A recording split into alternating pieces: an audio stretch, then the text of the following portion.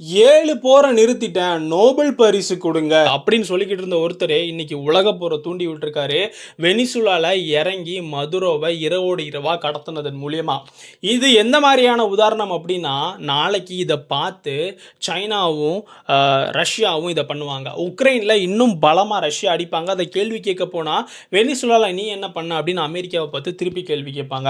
தைவானை China பிடிப்பாங்க, அதை America போய் கேள்வி கேட்டால் நீ வெனிசுலாவில் என்ன பண்ண அப்படின்னு திருப்பி கேட்பாங்க. இது உலகம் முழுக்க இருக்கக்கூடிய பிராந்திய பலம் வாய்ந்த நாடுகளுக்கு அமெரிக்கா கொடுக்கக்கூடிய தவறான உதாரணம். இப்படி நடக்கும்போது உலகம் முழுக்க போர் அப்படின்னா அது உலக போர் தான். அதை தூண்டிவிடக்கூடிய ஒரு உதாரணத்தை இன்னைக்கு அமெரிக்கா பண்ணியிருக்காங்க.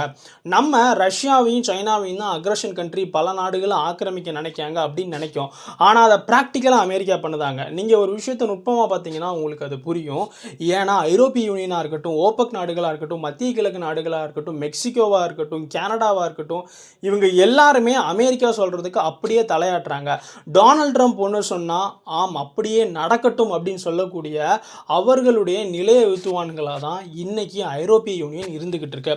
இப்படி இருக்கும்போது ப்ராக்டிக்கலாக அக்ரஷனை பண்ணி காமிச்சிக்கிட்டு இருக்க அமெரிக்கா, அதை யாராலையுமே கேள்வி கேட்க முடியல. இது எல்லாத்துக்கும் மீறி அமெரிக்கா என்ன பண்ணுதாங்க அப்படின்னா, ஐஸ்லாண்டு அதை தொடர்ந்து ஈரான்லேயுமே ரெஜிம் சேஞ்சை நடத்த ஆரம்பிச்சிட்டாங்க. எப்படி ஸ்ரீலங்காவில் பண்ணாங்களோ, எப்படி பங்களாதேஷில், நேபாளில் பண்ணாங்களோ, அதே மாதிரியான ஒரு விஷயத்தை அவங்க ஈரானில் பண்ண ஆரம்பிச்சிருக்காங்க.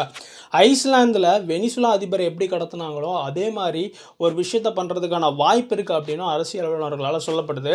இந்த உலகத்துடைய மிகப்பெரிய ஆபத்தான் இன்னைக்கு வெனிசுலா அதிபரை அவங்க கடத்தினதின் மூலியமாக அமெரிக்கா மாறி இருக்கு. அதுக்கு காரணம் டொனால்ட் ட்ரம்ப் அப்படின்ற ஒரு ஆள் தான். அவர் அமைதிக்கான நோபல் பரிசுக்கு தகுதியானவர் இல்லை. அதுக்கு பதிலாக போருக்கு ஒரு நோபல் பரிசு கொடுத்தாங்கன்னா அதுதான் டொனால்ட் ட்ரம்ப்புக்கு கொடுக்கணும். ஏன்னா அவர் 7 போரை நிப்பாட்டலை, 70 போர்களை தூண்டுற அளவுக்கான ஒரு உதாரணத்தை இன்னைக்கு வெனிசுலாவில் பண்ணி காமிச்சிருக்காரு அப்படின்னு அவர் மேலே அரசியல் விமர்சகர்கள் விமர்சனத்தை முன்வைக்காங்க. அமெரிக்க எதிர்கட்சிகளும் இதை தான் சொல்லுதாங்க. நம்ம ஓஹோ தமிழ் சேனலை சப்ஸ்கிரைப் பண்ணாம பார்க்குறவங்க சப்ஸ்கிரைப் பண்ணிக்கிடுங்க. ஓஹோ, அப்படியா? ஆமாடே.